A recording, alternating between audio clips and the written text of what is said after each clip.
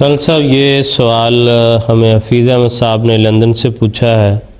وہ کہتے ہیں کہ اگر کوئی بچہ خدا نخواستہ مردہ پیدا ہو تو اس کے جنازے کے متعلق کیا ہدایت ہے؟ حضرت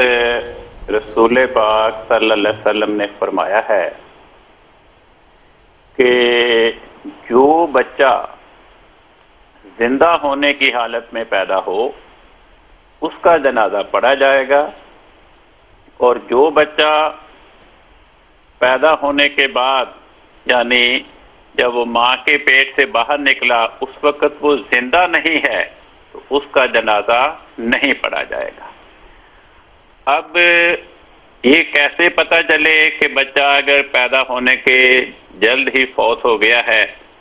تو وہ زندہ پیدا ہوا تھا یا فوت شدہ؟ تو اس کے بارے میں لکھا ہے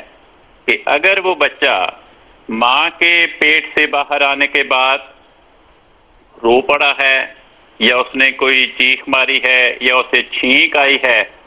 تو اس کا رونا یا چھینک مارنا یا چیخ مارنا یہ اس بات کی علامت ہے کہ جب وہ ماں کے پیٹ سے باہر آیا تو وہ بچہ زندہ تھا۔ لیکن اگر اس کے سانس لینے کا بھی پتہ نہیں چل سکا، نہ اس نے چیخ ماری، نہ وہ رویا، نہ اس نے چھینک ماری، تو پھر اسے مردہ ہی قرار دیا جائے گا، اور جو بچہ مردہ ہونے کی حالت میں پیدا ہو اس کا جنازہ ادا نہیں کیا جائے گا۔ ٹھیک ہے، شکریہ جی، جزاکم اللہ۔